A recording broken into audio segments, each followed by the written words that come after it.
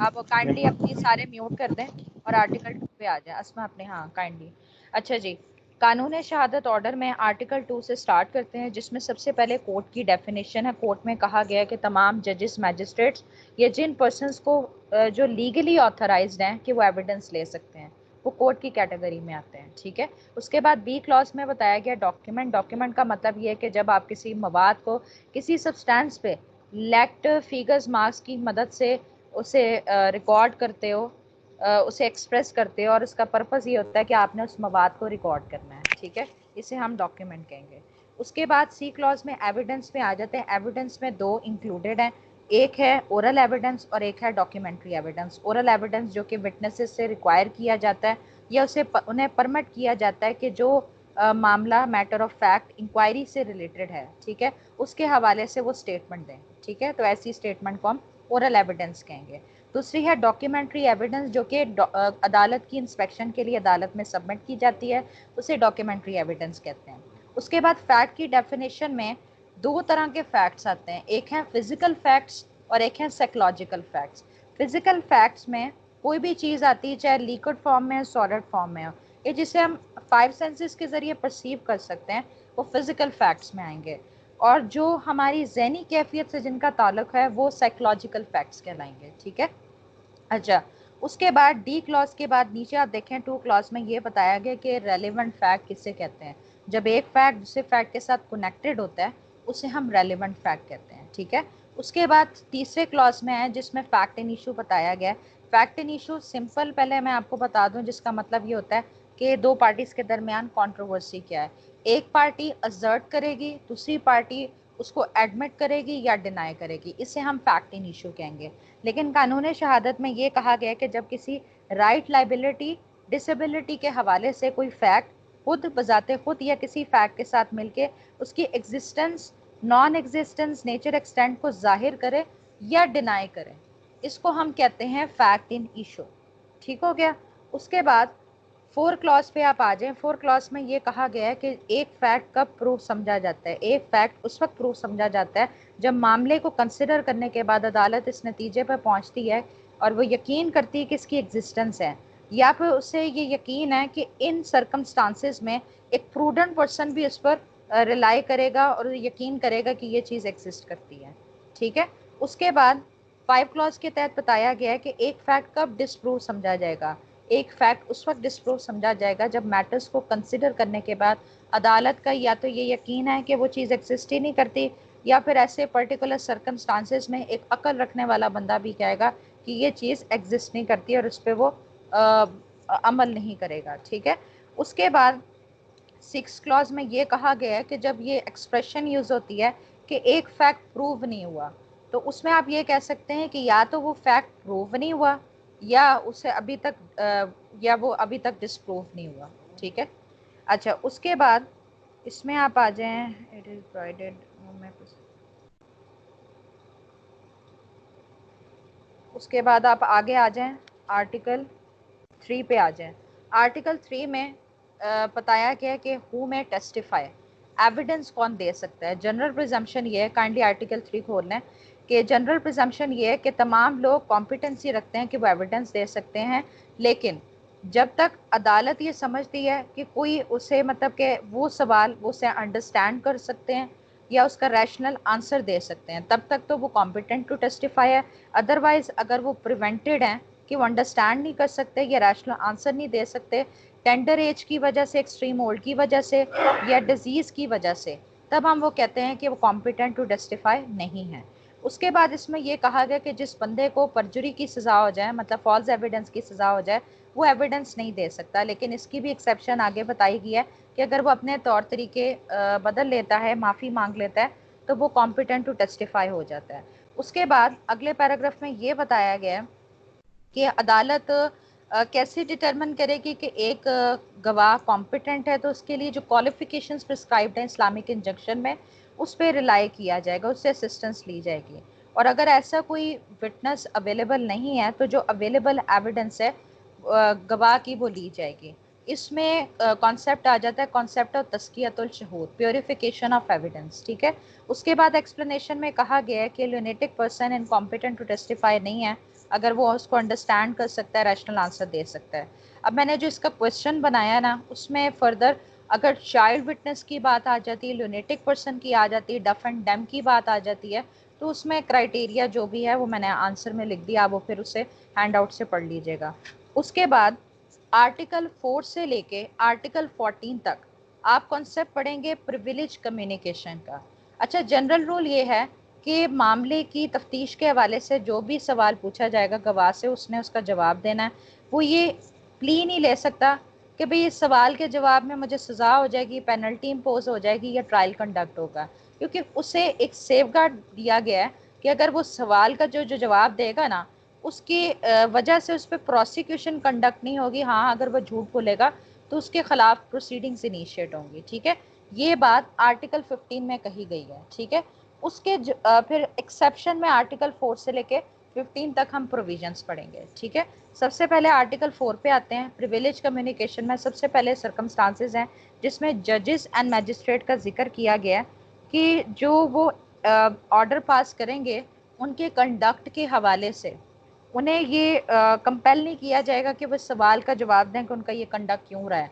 हाँ, इसकी एक्सेप्शन है अगर सुपीरियर कोर्ट के ऑर्डर्स आते हैं, ठीक है, फिर उससे सवाल किया जा सकता है, अदरवाइज उसे कंपेल नहीं किया जा सकता कि वो उसका जवाब दें, ठीक है, या फिर ये जवाब दे कि उसकी नॉलेज में ये बात कहाँ से आई है। लेकिन जो उसकी प्रेजेंस में जो मामलात हुए हैं उसके हवाले से उसको एग्जामिन किया जा सकता है, ठीक है। उसके बाद आर्टिकल 5 में आ जाए। आर्टिकल 5 में ये बताया गया कि जो स्पाउसेस के दरमियान कम्युनिकेशन होती है तो उन दोनों में से किसी को भी कंपेल नहीं किया जाएगा कि वो कम्युनिकेशन को डिस्क्लोज करें, ठीक है, और ना ही उन्हें परमिट किया जाएगा कि वो कम्युनिकेशन को डिस्क्लोज करें। हाँ, अनलेस एंड अनटिल अगर वो खुद कंसेंट दे दे स्पाउस या उसके रिप्रेजेंटेटिव इंटरेस्ट दे दें, ठीक है। लेकिन ये जो प्रिविलेज है ऐसे केसेस पे अप्लाई नहीं होती कि जब स्पाउसेस के दरमियान कोई प्रोसीडिंग्स इनिशिएट हुई हैं, जैसे एक स्पाउस का को विक्टिमाइज किया गया तो दूसरे स्पाउस पे ट्रायल चल रहा है, तो वहाँ पर ये प्ली नहीं ली जा सकती। उसके बाद आर्टिकल 6 में देखते हैं evidence as to affairs of state. अच्छा, चाहे अनपब्लिश ऑफिशियल रिकॉर्ड हो, लेकिन चूंकि वो स्टेट से रिलेटेड है इसलिए उसके अनपब्लिश ऑफिशियल रिकॉर्ड के हवाले से एविडेंस नहीं दी जा सकती जब तक कि कंसर्न डिपार्टमेंट के जो हेड है वो उसकी परमिशन ना दे दे, ठीक है। अब इसमें जब स्टेट अफेयर्स के ऑफिशियल रिकॉर्ड की बात करते हैं, वो तमाम डॉक्यूमेंट्स आते हैं जो कि इंडस्ट्रियल कमर्शियल एक्टिविटीज से रिलेटेड है, जिनका डायरेक्टली कंसर्न फेडरल गवर्नमेंट से है, प्रोविंशियल गवर्नमेंट से है, या जो कॉरपोरेशन जिसे गवर्नमेंट के अंडर स्टैब्लिश किया गया है, ठीक है। उसके बाद आर्टिकल 7 में ऑफिशियल कम्युनिकेशन में आते हैं, जिसमें यह बताया गया है कि ऑफिशियल कॉन्फिडेंस में जो बात कम्युनिकेट की गई है उसके लिए पब्लिक ऑफिसर को कंपेल नहीं किया जाएगा कि उस कम्युनिकेशन को डिस्क्लोज करें। इसमें भी वही कम्युनिकेशन आ जाती है कि जो कि फेडरल गवर्नमेंट, प्रोविंशियल गवर्नमेंट से रिलेटेड होती है, ठीक है। उसके बाद आर्टिकल 8 पे आ जाए, जो कि अफेंस की कमीशन के हवाले से जो इतला मौसूल होती है मैजिस्ट्रेट को, पुलिस ऑफिसर को, तो उसे कंपेल नहीं किया जाएगा कि ये इन्फॉर्मेशन आपको क्राइम की कमीशन के हवाले से कहाँ से वसूल हुई है, और ना ही रेवेन्यू अथॉरिटी को कंपेल किया जाएगा कि रेवेन्यू से रिलेटेड ये जो ऑफेंस है इसकी कमीशन की इन्फॉर्मेशन कैसे वसूल हुई है। इसमें रेवेन्यू ऑफिसर से मुराद वो ऑफिसर है जो कि पब्लिक रेवेन्यू की डिपार्टमेंट से कंसर्न होता है, उसकी ट्रांजैक्शन से, और जिस पर्पस के लिए रेवेन्यू से रिलेटेड जब उसे एम्प्लॉय किया जाता है तो वो रेवेन्यू ऑफिसर कहलाता है, ठीक है। उसके बाद आर्टिकल 9 में प्रोफेशनल कम्युनिकेशन में आते हैं कि किसी भी वकील को इस बात के हवाले से परमिट नहीं किया गया कि जो कम्युनिकेशन उसे एम्प्लॉयमेंट के दौरान की गई थी क्लाइंट की तरफ से, या जो डॉक्यूमेंट्स की कंडीशन कंटेंट्स के बारे में बताया गया था, या उसने जो एडवाइस दी थी क्लाइंट को, वो क्लाइंट की एक्सप्रेस कंसेंट के बगैर उसको डिस्क्लोज नहीं कर सकता, ठीक है। ये तो है जनरल रूल। और साथ ये कहा गया कि ये जो लाइबिलिटी है ना, ये एम्प्लॉयमेंट ख़त्म होने के बाद भी इन एग्जिस्टेंस रहेगी। अब ये जो प्रिविलेज है कहाँ पर अप्लाई नहीं होती? जहाँ पर एम्प्लॉयमेंट के दौरान अगर आपने ऑब्जर्व किया है कि आपके क्लाइंट ने इलीगल कोई काम किया है, ठीक है, या उसने फ्रॉड कमिट किया है, क्राइम कमिट किया है, तो उसको प्रोटेक्ट करने की ज़रूरत नहीं है, ठीक है, उसको आप डिस्क्लोज कर सकते हैं। उसके बाद आप आ जाएं आर्टिकल 12 पे, आर्टिकल 12 में ये कहा गया कि जो लीगल एडवाइजर्स के साथ कॉन्फिडेंशियल इंफॉर्मेशन हुई है उन्हें लीगल एडवाइजर्स को कंपेल नहीं किया जाएगा कि किसी लीगल जुरिस्डिक्शन के सामने, लीगल अथॉरिटी के सामने वो एडवाइस को या जो भी कॉन्फिडेंशियल कम्युनिकेशन है उसको डिस्क्लोज किया जाए, अनलेस एंड अनटिल जब वो खुद गवाह के तौर पर पेश होने को तैयार हो जाते हैं और जहाँ पर ये ज़रूरी होता है कि अदालत ये कंसिडर करती है कि मामले की एक्सप्लेनेशन के लिए उसकी एविडेंस रिक्वायर्ड है। ठीक हो गया। उसके बाद अब आर्टिकल 14 पे आ जाएं, जिसमें ये कहा गया है कि एक आर्टिकल 13 और 14 को कंबाइन करके बताती हूँ कि एक पर्सन जो कि विटनेस भी नहीं है, पार्टी टू द सूट भी नहीं है, तो आप उसकी परमिशन के बगैर उसको कंपेल नहीं कर सकते कि जो उसकी पोजेशन में डॉक्यूमेंट है उसकी इजाज़त के बगैर उसको प्रोड्यूस करवाया जाए। ठीक है, ये प्रिविलेज कम्युनिकेशंस हो गया। उसके बाद आर्टिकल 15 में मैंने आपको ये बता दिया है कि इस ग्राउंड पे वो ये कहे कि भाई मैं क्रिमिनेट हो जाऊंगा इस सवाल के जवाब में, तो ये एक्सक्यूज़ एग्जिस्टेंस नहीं करेगी, उसे जवाब देना पड़ेगा। ठीक है, तो ये प्रिविलेज कम्युनिकेशन में आर्टिकल 4 से लेके आप 15 तक बताएंगे। ठीक है, हाँ ये है कि अगर आपको अलहदा से क्वेश्चन आ जाता है प्रोटेक्शन अगेंस्ट इनक्रिमिनेटिंग क्वेश्चन, हाँ तो फिर उसमें आप आर्टिकल 15 का हवाला दे सकते हैं। ठीक है, अच्छा उसके बाद एक और क्वेश्चन है आर्टिकल 16 के रेफरेंस से अकम्प्लिस पे क्वेश्चन आ सकता है, जिसकी दो रूल्स बताए गए। एक आर्टिकल 16 के तहत बताया गया है जो कि रूल ऑफ लॉ है। ठीक है, और एक आर्टिकल 129 इलस्ट्रेशन बी के तहत बताया गया है। ठीक है, वो रूल ऑफ प्रूडेंस है। तो रूल ऑफ लॉ तो ये कहता है कि अक्यूज्ड के जो दूसरा अक्यूज्ड है उसके खिलाफ जो एविडेंस है दूसरे अक्यूज्ड की, अकम्प्लिस की, जो पार्टनर इन क्राइम है, वो एडमिट की जा सकती है, उसके अगेंस्ट इस्तेमाल की जा सकती है, लेकिन जो हदूद के केसेस हैं उसकी उधर अकम्प्लिस की जो एविडेंस है वो एडमिसिबल नहीं है। ठीक है, और साथ ये है कि अगर उसकी टेस्टिमनी को करॉबरेट ना किया जाए तब भी अगर कन्विक्शन दे दी जाए तो वो इलीगल कंसिडर नहीं की जाएगी। ठीक हो गया। Rule of prudence article 129 illustration B में ये कहा गया है कि ये भरोसे के काबिल नहीं है, अनवर्दी ऑफ क्रेडिट है, लेकिन हाँ अगर इसकी टेस्टिमनी की करॉबरेशन करवा दी जाए तब इसकी एविडेंस एडमिसिबल हो सकती है। ठीक है, आर्टिकल जो 17 है वो competency and number of witnesses की बात करता है। ठीक है, जिसमें ये बताया गया कि कॉम्पिटेंसी का मयार क्या होगा या तादाद कितनी होगी। हाँ जी बोला, तेज से जा रही है। नहीं थोड़ा सा जरा अकम्प्लिस पे भी जरा रोशनी डाल दे जरा। अच्छा रोशनी डाल देती हैं। अच्छा ऐसा है कि ये एक मिस इंटरप्रिटेशन करते हैं कि अकम्प्लिस को वादा माफ गवाह कहते हैं। ऐसा नहीं होता। अकम्प्लिस का मतलब होता है partner in crime, guilty associate, लेकिन जब वो प्रोसिक्यूशन की साइड पे गवाही देने को तैयार हो जाता है तो वो अप्रूवर बन जाता है। ठीक है, अप्रूवर को फिर हम सुल्तानी गवाह या वादा माफ गवाह कहेंगे। ठीक है, अकम्प्लिस के हवाले से कानून शहादत में आप आर्टिकल 16 और आर्टिकल 129 इलस्ट्रेशन बी के तहत पढ़ेंगे, लेकिन जब अकम्प्लिस को वादा माफ गवाह बनाया जाता है ना तो उसका जो प्रोसीजर है वो सीआरपीसी में भी अवेलेबल है। ठीक है, जो कि आर्टिकल सेक्शन 337 से लेके 339 तक है। ठीक है, उसके अलावा high court rules and orders volume 3 में भी इसका चैप्टर मेरे ख्याल से चैप्टर 28 बनता है, तो उसमें अप्रूवर के हवाले से बताई गई वही चीज़ें हैं जो सीआरपीसी में डिस्कस हुई हैं। हाँ जी, उसके अलावा इसमें ये कहा गया है कि चूँकि करॉबरेशन इसलिए ज़रूरी है क्योंकि अगर इसको पार्डन दिया भी जा रहा है ना तो हो सकता है कि उसकी जो क्रेडिबिलिटी है ना वो मुतासर हो जाए, क्योंकि उसे असल सरकमस्टांसिस का पता होता है, तो हो सकता है कि वो इनोसेंट पर्सन को फंसा दे उसमें कि उसे पार्डन टेंडर कर दिया जाएगा इस वजह से, और वो इम्प्लाइडली यही होगा कि उसका ज़्यादा जो रुझान होगा ना प्रोसिक्यूशन की साइड पे होगा। हाँ जी, कितना ब्रीफ ठीक है, ये और मज़ीद आप इसके वाले से पूछना चाह रहे हो? बाकी जो सीआरपीसी में आप जैसे कल हम डिस्कस करेंगे तो आप उसमें डिफरेंट प्रोविजंस पढ़ेंगे, जिसमें ये पता चलेगा आपको कि प्रोसिक्यूशन का हेड किन ऑफेंसेस में माफ़ी दे सकता है, किस पर्पस के तहत दे सकता है, और कौन से केसेस हैं जिसमें high court session court direction पास कर सकता है प्रोसिक्यूशन हेड को कि भी आप इसको माफ़ी टेंडर कर दें, अगर वो उसकी सर्कमस्टांसिस उसकी जो कंडीशंस हैं उस पर वो क्वालिफाई होता है, ठीक है। तो उसमें बाद में फिर हम उसमें फर्दर उसमें देखेंगे, ठीक है। अच्छा जी, उसके बाद चैप्टर 3 रेलिवेंसी ऑफ फैक्ट से रिलेटेड है।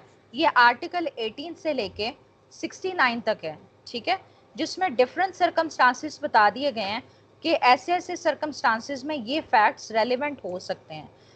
रेलिवेंसी ऑफ फैक्ट्स, हाँ जी बोलें। I'm sorry आपकी बात काट दी मैम, जरा एक मिनट इसी आर्टिकल 16 पे आइएगा जरा। आर्टिकल 16 पे आ गई जी, बोलें। मैम कमेंट्स में जहाँ पे नीचे लिखा हुआ है अकम्प्लिस मीनिंग जी, ठीक है, इसकी मैम थर्ड लाइन पढ़ रहा हूँ, मेयर नॉलेज और believe that a crime is to be committed and the concealment of such knowledge does not render a person an accomplice unless he aided or participated in the commission of the crime। मतलब कि बिल्कुल जब तक सही, वो participate नहीं होगा उसमें तब तक वो अकम्प्लिश में नहीं आएगा। बिल्कुल सही बात है, जब तक उसकी पार्टिसिपेशन नहीं आएगी तो वो कंप्लिस की डेफिनेशन में कैसे आ सकता है। चलें मैं इससे थोड़ा सा हट के बात करती हूँ कि जैसे हम बात करते हैं, एक कॉमन इंटेंशन होती है और एक कॉमन ऑब्जेक्ट होता है, ठीक है। तो कॉमन ऑब्जेक्ट का डायरेक्टली कंसर्न किसके साथ होता है? अनलॉफुल असेंबली के साथ होता है, जिसमें यही काफ़ी होता है कि आप उसके मेंबर हो, वो तो अलग ऑफेंस है। लेकिन जब आप एक जनरल प्रिजम्पशन की बात करते हैं ना कंप्लिस के हवाले से, तो उसकी पार्टिसिपेशन ज़रूरी है, चाहे वो प्रिंसिपल ऑफेंडर रहा है या साथ अबैटमेंट उसने की है। अब क्लियर है कॉन्सेप्ट आपको? जी मैम, थैंक यू। अच्छा जी, हम बात कर रहे थे आर्टिकल 18 से लेके आर्टिकल 69 तक आप डिफरेंट सर्कमस्टांसेस पे बात करेंगे जिसमें फैक्ट्स रेलेवेंट हो जाते हैं, ठीक है। ये क्वेश्चन 2017 में क्वेश्चन आया था कि कोई 5 ऐसे फैक्ट्स बता दें जो कि रेलेवेंट हो जाते हैं। अच्छा, एक एलएलबी में हम एक्सप्रेशन पढ़ते थे कि बज़ाहिर तो फैक्ट्स रेलेवेंट नहीं होते कुछ, लेकिन हो जाते हैं रेलेवेंट, ठीक है, आर्टिकल 24 के हवाले से, ठीक है। अब आपने जब ये क्वेश्चन इसको आप अटेम्प्ट करेंगे तो सबसे पहले आप ये बताएंगे कि फैक्ट्स की रेलिवेंसी का मतलब क्या होता है और रेलिवेंट फैक्ट्स के हवाले से एविडेंस कब दी जा सकती है, ठीक है, जिसमें आपका आर्टिकल 18 आ जाता है और उसमें फिर आप आर्टिकल 24 का रेफरेंस देंगे कि कुछ ऐसे सर्कमस्टांसेस हैं कि ये होने पर वो फैक्ट्स रेलिवेंट हो जाते हैं, ठीक है। फिर उसमें आप फैक्ट्स की डेफिनेशन डालें, रेलिवेंट फैक्ट क्या होता है, फैक्ट इन इशू क्या होता है, फिर कोई से आपको जो बहुत अच्छे आते हैं वो फिर आप उसको अटेम्प्ट कर सकते हैं, ठीक है। अच्छा, सबसे पहले आर्टिकल 18 देखते हैं जिसमें ये कहा गया है कि फैक्ट इन इशू और रेलिवेंट फैक्ट के हवाले से एविडेंस दी जा सकती है। आर्टिकल 18 में सिर्फ यही याद रखना है, ठीक है। उसके बाद आर्टिकल 19 पहली सर्कमस्टांसिस के हवाले से बात करते हैं जिसमें ये कहा गया कि जब फैक्ट्स या सीरीज ऑफ फैक्ट्स एक पर्टिकुलर ट्रांजैक्शन से कनेक्टेड होते हैं और उसको एक्सप्लेन कर रहे होते हैं ना, तो वो फैक्ट्स रेलिवेंट हो जाते हैं। आर्टिकल 19 को हम रेस जस्टे भी कहते हैं। रेस जस्टे ऐसे फैक्ट्स जो मेन इवेंट की इल्यूसिडेशन एक्सप्लेनेशन में काम आते हैं, और ये हियर से एविडेंस की एक्सेप्शन भी है। कहते हैं ना, सुनी सुनाई बात पे यकीन नहीं किया जा सकता। बाज़-औक़ात ये होता है कि डायरेक्ट एविडेंस आपको नहीं अवेलेबल होती, डिफरेंट एक चेन डेवलप होती है जिसके तहत आप उस ऑफेंस तक पहुंच सकते हैं कि ये क्राइम कमिट हुआ है कि नहीं हुआ, ठीक है। इस हवाले से मैंने रेस्टेस्टे आपको मैंने बता दिया, इल्यूसिडेटिंग फैक्ट्स के नाम से मैं इसको याद रखूंगी, ठीक है। और इसमें रेस्टेस्टे के हवाले से ये कहा जाता है कि इमीडिएट रिएक्शन होना चाहिए, ठीक है। और उस टाइम ये है कि आपने एक फिजिकल कुछ सेंसेशन, जैसे कि आपने कुछ फील किया है और उसमें इमीडिएट आपने कोई रिएक्शन दिया और आपने कुछ बोला है या कुछ ऐसा अकर हुआ है, ठीक है। तो ये चीज़ें रेस्टेस्टे में आती हैं, ठीक है। इसका हवाला इस्लामिक पर्सपेक्टिव में भी पाया जाता है कि जब एविडेंस को साबित करना हो ना, तो जो एविडेंस या जो हकाइक साथ मिले और जुड़े होते हैं ना, तो वो एज अ रेस्टेस्टे एडमिसिबल हो जाते हैं। इस्लामिक में इसे अलकरीना के नाम से बुलाया जाता है। अलकरीना का मतलब होता है साथ जुड़े होना, वाबस्ता होना। सूरह यूसुफ के में जैसे ये कहा गया कि ज़ुलेखा ने जब प्लॉटिंग की थी, ठीक है ना, और लेकिन ये है कि उस प्लॉटिंग में कोई ऐसा डायरेक्ट एविडेंस अवेलेबल नहीं था جو کہ یہ پروف کر سکے کہ حضرت یوسف علیہ السلام انوسنٹ ہے. ٹھیک ہے, ایک بچے کی گواہی دینا اور 7 دروازوں کا کھلنا. ٹھیک ہے, تو یہ اسلامک پرسپیکٹیو میں آپ اس کو اس میں مینشن کر سکتے ہیں. ٹھیک ہے, پھر یہ کانسیپٹ اوریجنیٹ کہاں سے ہوا ہے؟ یہ انگلینڈ سے سٹارٹ ہوا ہے. اس کے کچھ کیسز میں نے ہینڈ آؤٹ میں مینشن کر دی ہیں, اور اس کا میں نے LLB پارٹ 3 میں نا تھوڑا سا ایک شارٹ بریف میں لیکچر دیا تھا, وہ بھی میں آپ کو شیئر کر دوں گی, اور باقی ہینڈ آؤٹ آپ دیکھ لیجیے گا. ٹھیک ہے, تو یہ علیحدہ سے بھی کوشچن آ سکتا ہے پروسیکیوشن ایگزام میں بھی, اور یہ ایک فل فلیج آرٹیکل 19 پہ کوشچن بنتا ہے. ہاں جی, اتنی ایکسپلینیشن کافی ہے, سمجھ گئے ہو دونوں آپ؟ آگے چلوں؟ جی. اچھا, اس کے بعد آرٹیکل 20 میں آتے ہیں کہ ایسے فیکٹس جو کسی واقعے کی وجہ بنتے ہیں. ٹھیک ہے, سرکمسٹانشل ایویڈنس کے نام سے وہ فیکٹس کیا ہو جاتے ہیں؟ ایڈمیسیبل ہو جاتے ہیں. یہ ثابت کرتا ہے کہ بھئی یہ واقعہ رونما ہوا ہے, یا اس وجہ سے یہ چیز اکر ہوئی ہے. ٹھیک ہے, اسے ہم آرٹیکل 20 کے پرسپیکٹو سے پڑھتے ہیں. ذرا آرٹیکل 20 کی ورڈنگ پڑھ لیتے ہیں. Facts which are the occasion, cause or effect of facts in issue. Facts which are the occasion, cause or effect, immediate or otherwise, of relevant facts or fact in issue, or which constitute the state of things under which they happened or which afforded an opportunity for their occurrence or transaction are relevant. ٹھیک ہے, اسے آپ وجہ ٹکر بھی کہہ سکتے ہو, کازیٹیو facts بھی کہہ سکتے ہو, سرکمسٹانشل ایویڈنس بھی کہہ سکتے ہو. ٹھیک ہے, اور اسے آپ چانس وٹنس بھی کہہ سکتے ہو. چانس وٹنس پہ بھی ایک دفعہ کام کیا تھا, وہ بھی میں آپ کو شیئر کر دوں گی. اچھا, اس کے بعد آرٹیکل 21 پہ آتے ہیں کہ ایسے فیکٹس جو کسی واقعے کے حوالے سے اس کی پریپریشن کو ظاہر کرے, یا آپ کا پریویس اور سبسیکوینٹ کنڈکٹ کیسا رہا ہے, تو وہ فیکٹس کیا ہو جاتے ہیں؟ ریلیونٹ ہو جاتے ہیں. ٹھیک ہے, اس میں جو مقدمہ چل رہا ہوتا ہے اس کے حوالے سے جو پارٹیز کا کنڈکٹ ہے, گواہان کا کنڈکٹ ہے, وہ بھی آ جاتا ہے.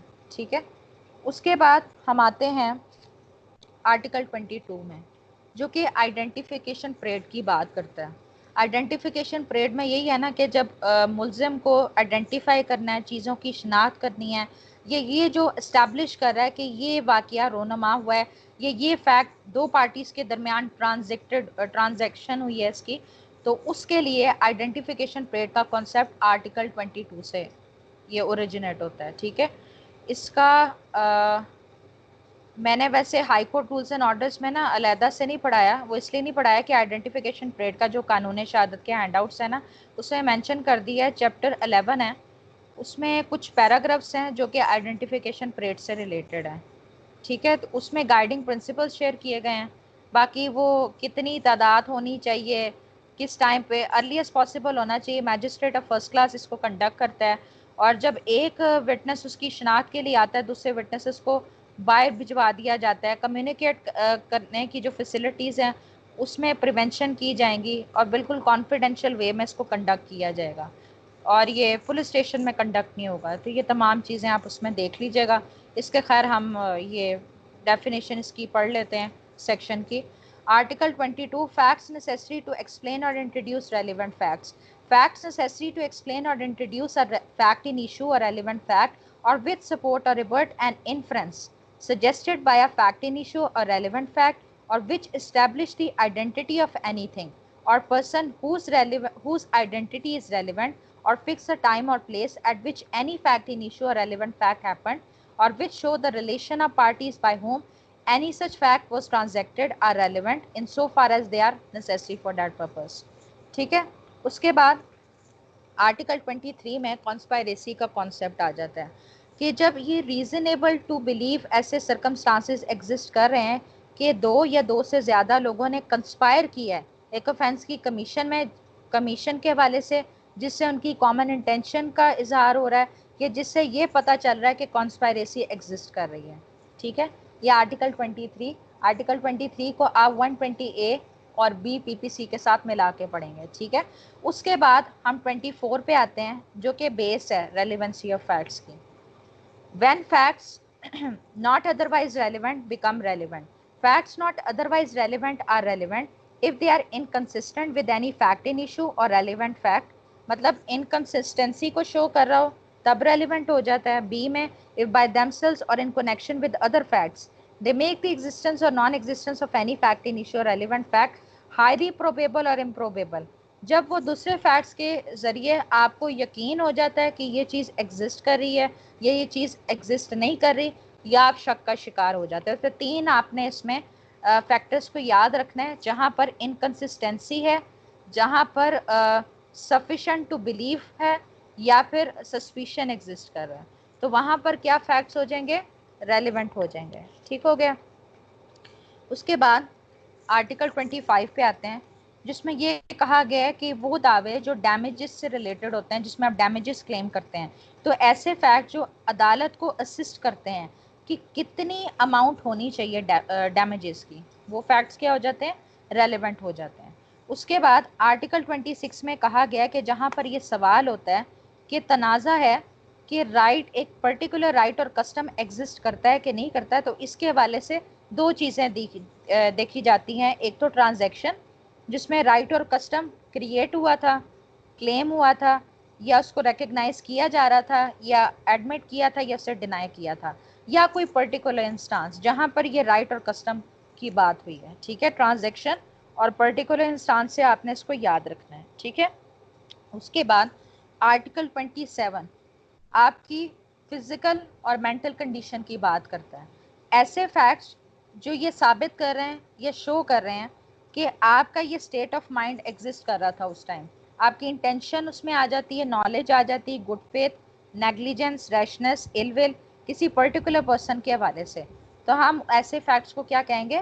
ریلیونٹ کہیں گے. اور یہ پرٹیکولر سرکمسٹانسز سے ریلیٹڈ ہوتا ہے، یہ جنرل بات نہیں کی گئی اس میں. اس میں اگر پریویس کنوکشن بھی ہوئی ہو اکیوز کی تو یہ بھی ریلیونٹ فیکٹ ہے. ٹھیک ہو گیا. اچھا جی. اس کے بعد آرٹیکل 28 پہ آتے ہیں. آرٹیکل 28 پہ بتایا گیا ہے کہ جب یہ سوال ہوتا ہے کہ یہ ایکسیڈنٹل ایکٹ ہے یا انٹینشنل ایکٹ ہے، تو ایسے فیکٹ جو اس کو ثابت کر رہے ہوں تو یہ ریلیونٹ ہو جاتے ہیں.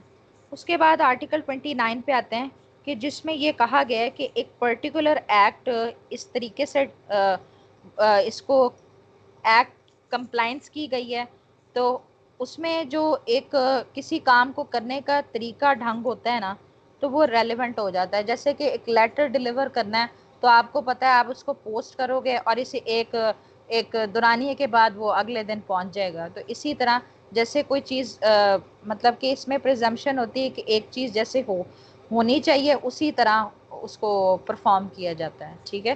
تو اس حوالے سے بزنس ٹرانزیکشن کے لیے آرٹیکل 29 امپورٹنٹ ہے. اس کے بعد آرٹیکل 30 سے لے کے آرٹیکل 36 تک ہم ایڈمیشن کی بات کرتے ہیں. آپ اپنی گائیڈس میں یہ پڑھتے ہیں کہ سول سائڈ پہ ایڈمیشن آتی ہے، لیکن میں یہ کہتی ہوں کہ جب بھی آپ کوئی اورل میں یا ڈاکیومنٹری میں جب کوئی بات ازرٹ کر رہے ہیں، کلیم کر رہے ہیں، ٹھیک ہے، اس کو ہم ایڈمیشن کہتے ہیں. ٹھیک ہے. کیونکہ آپ ایک پروف کے تحت کوئی چیز پریزیوم کروا رہے ہوتے ہیں عدالت کو کہ ہاں جی یہ چیز ایگزسٹ کرتی ہے، اس کو ہم ایڈمیشن کہتے ہیں. Admission defined, an admission is a statement, oral or documentary, which suggests any inference as to any fact in issue or relevant fact, and which is made by any of the persons and under the circumstances hereinafter mentioned. اچھا، جو لوگ admission دیں گے ان کا ذکر article 31، article 32، article 33 میں دیا گیا. ٹھیک ہے. آرٹیکل 31 میں تقریباً 5 ہے میرا خیال سے.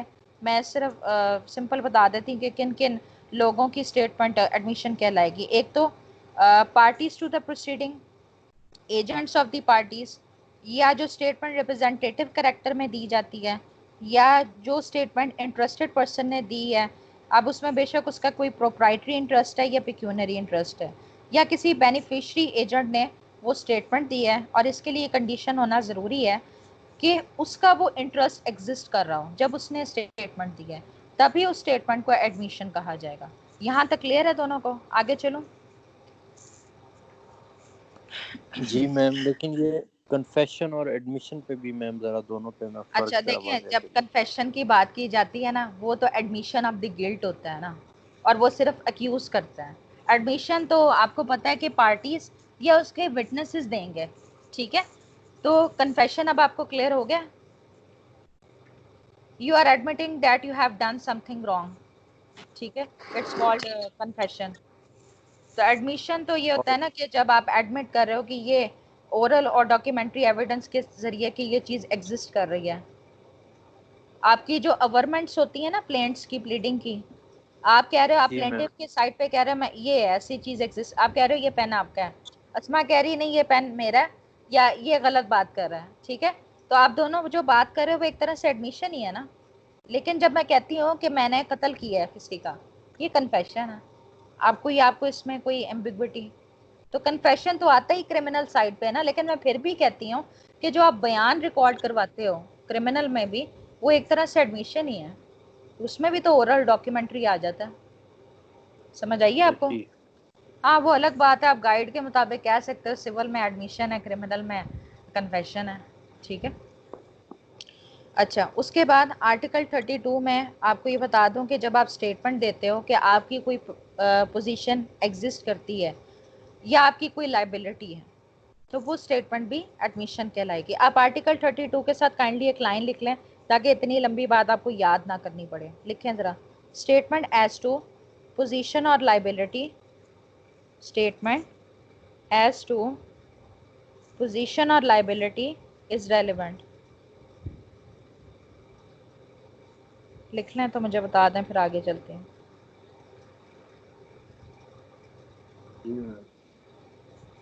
اچھا جی, اس کے بعد آرٹیکل 33 میں جو گواہان اسٹیٹمنٹ دیتے ہیں وہ بھی ایڈمیشن ہوتی ہے. تو آرٹیکل 33 میں آپ لکھ لیں statement by witnesses are admission. Statement by witnesses are admission.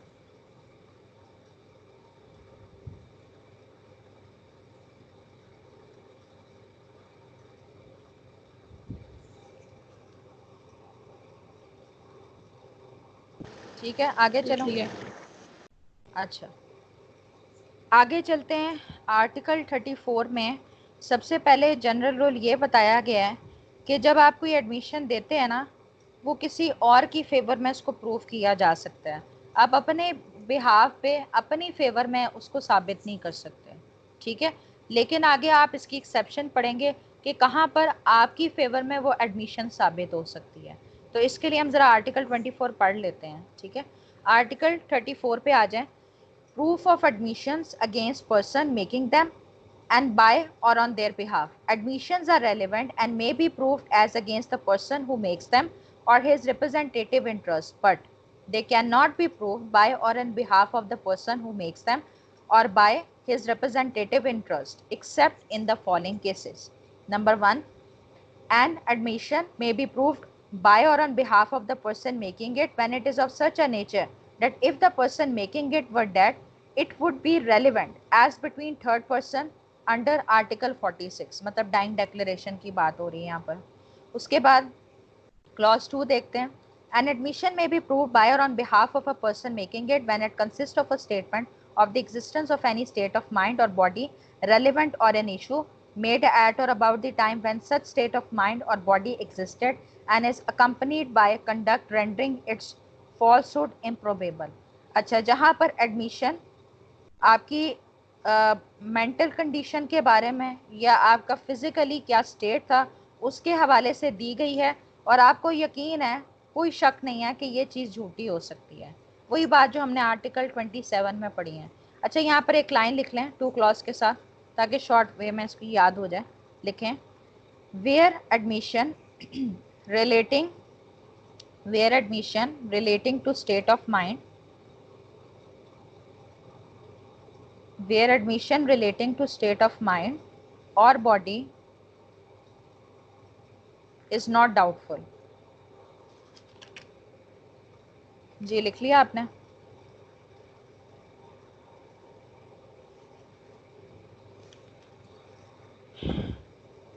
ہاں جی.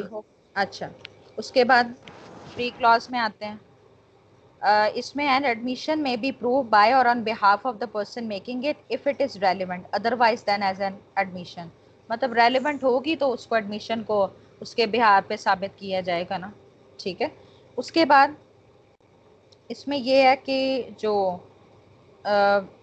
جب ڈاکیومنٹس کے جو کنٹینٹس ہیں نا اس کے حوالے سے اورل ایڈمیشن دی جا سکتی ہے جب آپ یہ ثابت کر دو کہ آپ اس کو پروف سیکنڈری ایویڈنس کے ذریعے کر سکتے ہو، ٹھیک ہے، یا جہاں پر ڈاکیومنٹ کی جینویننس کی کا سوال کیا گیا. میں دوبارہ دہراتی ہوں کہ جنرل یہاں پر یہ بات ہو رہی ہے کہ ڈاکیومنٹس کی کانٹینٹس کے حوالے سے اورل ایڈمیشن دی جا سکتی ہے، کب ریلیونٹ ہو جاتی ہے، صرف 2 کنڈیشن میں. جب آپ اس کی سیکنڈری ایویڈنس دے سکتے ہو، ٹھیک ہے، یہ ایسے فیکٹ ثابت کر رہے ہوں، یا جہاں پر ان کویشچن ہو کہ یہ ڈاکیومنٹ ریئل ہے کہ نہیں ریئل. ٹھیک ہو گیا. اس کے بعد جہاں پر دونوں پارٹیز کی یا ملی بھگت شامل ہوتی ہے نا، میں 36 کی بات کر رہی ہوں کہ ایویڈنس نہیں دیں گے وہ، تو ایسے صورتحال میں سول کیسز میں جو ایڈمیشن ہوتی ہے نا وہ ریلیونٹ نہیں ہوتی. اس کے بعد آرٹیکل 37 پہ آ جائیں. آرٹیکل 37 میں یہ کہا گیا کہ تھریٹ انڈیوس پرومس کر کے جو کرمنل پروسیڈنگ میں کنفیشن لی جاتی ہے وہ ارریلیونٹ ہوتی ہے، ٹھیک ہے، جس میں عدالت یہ مطمئن ہوتا ہے کہ یہ کسی ان پرسن ان اتھارٹی جو پرسن ہے اس نے اسے یہ تھریٹ انڈیوس کر کے کنفیشن لی ہوگی اور اسے یہ یقین دلایا ہوگا کہ اسے فائدہ ہوگا یا عارضی طور پر کسی مصیبت سے وہ بچ جائے گا، تو یہ ارریلیونٹ کنسیڈر ہوگی. اس کے بعد آرٹیکل 38 میں یہ کہا گیا کہ پولیس آفیسر کے سامنے جو کنفیشن دی جاتی ہے اس کو اکیوز پرسن کے خلاف پروف نہیں کیا جا سکتا. آرٹیکل 39 میں یہ کہا گیا ہے کہ جب ایک بندہ پولیس آفیسر کی کسٹڈی میں ہوتا ہے تو وہ کنفیشن نہیں ثابت کی جا سکتی. ہاں یہ ایکسیپشن ہے کہ جب میجسٹریٹ کی امیجیٹ پریزنس ہو تب بھی کی جا سکتی ہے. اس کے بعد آرٹیکل 40 میں یہ کہا گیا ہے کہ جب وہ کوئی بیان دیتا ہے، فیکٹس کے بارے میں بتاتا ہے اور کوئی انفارمیشن ڈسکلوز ہوتی ہے ملزم کی طرف سے، اس کی حد تک وہ اس کے خلاف ثابت کی جا سکتی ہے. ٹھیک ہے، اب اس سے فرق نہیں پڑتا کہ یہ کنفیشن ہے کہ نہیں، لیکن جو انفارمیشن ڈسکلوز ہوئی ہے وہ اس کے خلاف استعمال کی جا سکتی ہے. ٹھیک ہے. اس کے بعد آرٹیکل 41 میں کہا ہے کہ جب یہ تھریٹ انڈیوسمنٹ یہ اس میں فیکٹرز نہیں شامل ہوتے کنفیشن میں تب وہ ریلیونٹ ہو جاتی ہے. دانیال آپ کا کوئی سوال تو نہیں ہے؟ چلو آگے. میں کہنا چاہ رہا تھا 40 تک کافی ہے. اچھا چلو ٹھیک ہے، یہاں تک چھوڑ دیتی ہوں. زیادہ تیزی سے تو نہیں پڑھ دیا میں نے؟ اس کو ریوائز کرنا تو تھوڑا سا ہاں زیادہ ہو گیا ہے.